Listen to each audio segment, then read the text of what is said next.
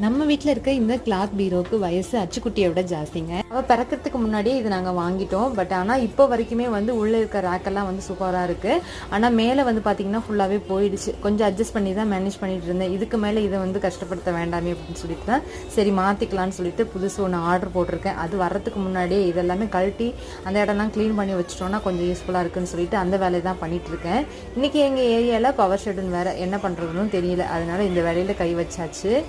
Afternoon லஞ்சுக்கு வந்து பீர்க்கங்காய் பொரியல் மட்டும் பண்ணிக்கணும். சாதம் குழம்பெல்லாம் வந்து மார்னிங்கே செஞ்சாச்சு. கடாயில் ஆயில் விட்டு கடுகு, காஞ்ச மிளகாய், வெங்காயம் போட்டு தாளித்து பீர்க்கங்காய் கட் பண்ணி சேர்த்துக்கலாம்.